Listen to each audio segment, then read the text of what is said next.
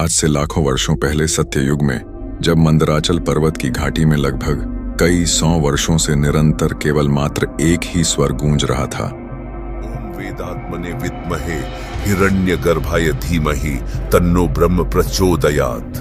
ओम वेदात्मने विद्महे हिरण्यगर्भाय धीमहि तन्नो ब्रह्म प्रचोदयात्।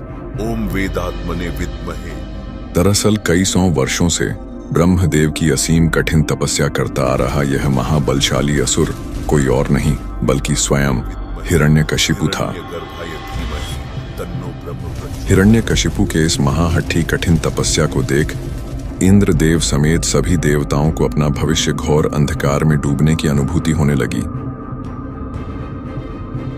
जिसके बाद देवताओं से रहा न गया और वे सभी भागे भागे ब्रह्मलोक चले आए।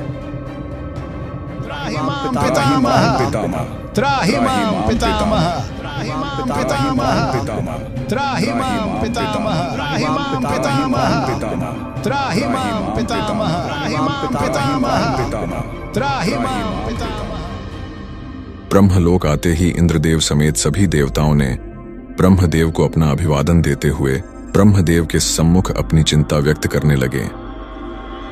पितामह, इसके पूर्व कि अत्यंत विलंब हो जाए, आपसे विनम्र प्रार्थना है कि कृपया उस पहले से ही महाबलशाली हिरण्यकशिपु को कोई भी साधारण सा वरदान देकर संतुष्ट कर दें।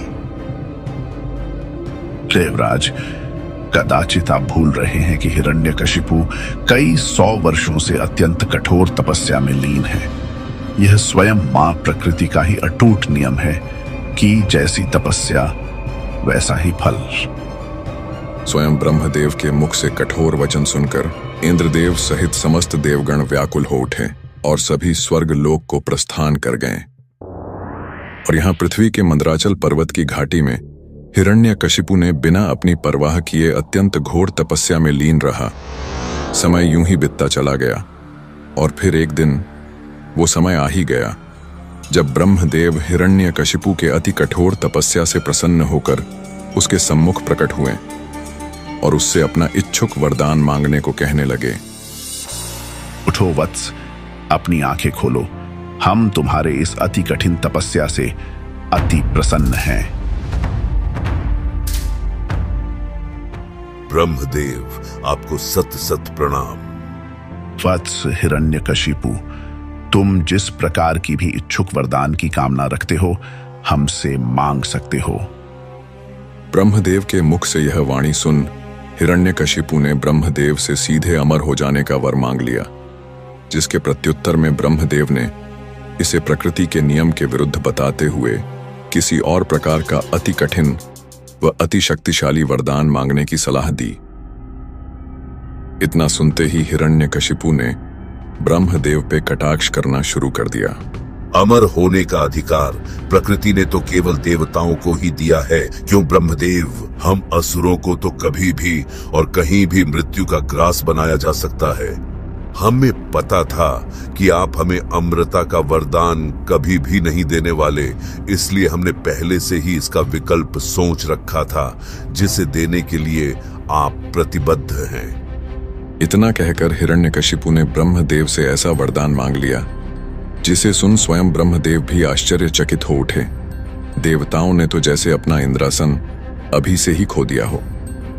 दरअसल इस वरदान के दौरान हिरण्यकशिपु को न तो कोई देवता, यक्ष, राक्षस, मानव या पशु मार सकता। इसके अलावा वह न तो दिन में मरता और न ही रात में। उसे न किसी अस्त्र से मारा जा सकता और न ही किसी शस्त्र से। वह न धरती पर मरता और न ही आकाश में, और उसकी मृत्यु न तो घर के भीतर हो पाती और न ही घर के बाहर। तथास्तु। ब्रह्मदेव द्वारा वरदान प्राप्ति के पश्चात हिरण्यकशिपु अपने जीवन को लेकर पूरी तरह से सुनिश्चित हो चुका था। अब उसे अपने मृत्यु का भय न था। वह स्वयं को अजय अमर ही समझ बैठा था।